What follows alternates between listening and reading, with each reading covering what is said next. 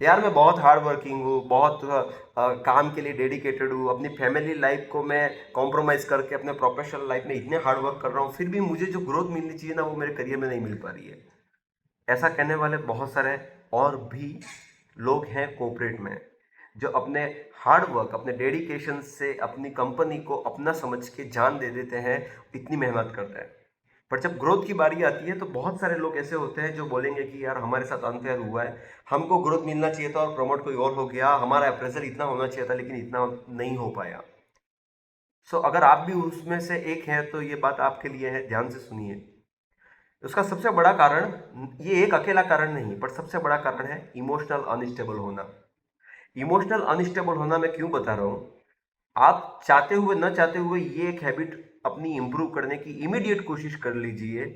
अगर आप वो पर्सन है जो अपनी हर एक इंफॉर्मेशन छोटे मोटे कहानियों में या छोटे मोटे बातें करने में एक टॉकी नेचर के कारण दूसरों लोगों से साझा कर देते हैं अपना समझकर, वो अपने पराये निकल जाते हैं, पता नहीं चलता है।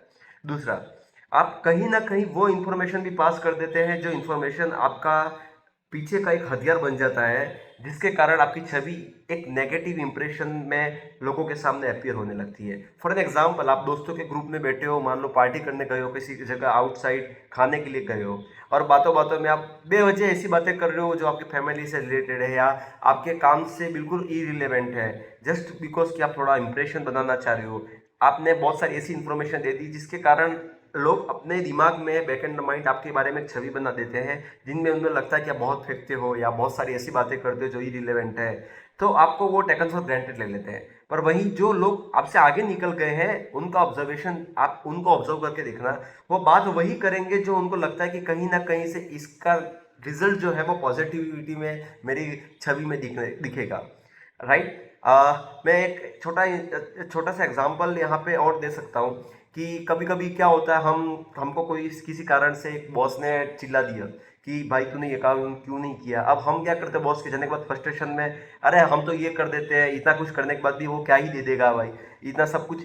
एक छोटे से टाइम के लिए हमने इतना अच्छा काम देने के बाद भी छोटे से इंप्रेशन में हमने हमारे लोगों के सामने, जिन हमारे कलीग्स के सामने ऐसी ऐसी बातें बोल दी, उसके कारण आपके कलीग्स के दिमाग में एक साइकोलॉजी बनता है, आपके आसपास के लोगों के दिमाग में एक साइकोलॉजी बनता है आपके लिए, और वो मेंटेलिटी आपकी ऑफिस में, वर्क कल्चर में स्प्रेड हो जाती है आपके बारे में, और वो आगे जाके सीनियर मैनेजमेंट तक पहुंची जाती है।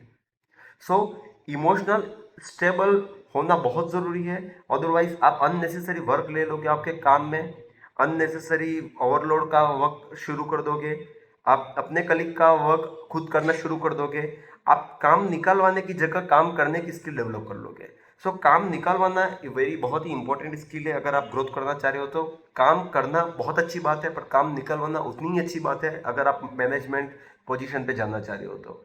नंबर फोर, इसके साथ साथ you have to be precious like in terms of like data. आप मान लो कुछ भी काम कर रहे हो, एक डेटा अपना बहुत प्रॉपर मेंटेन रखो।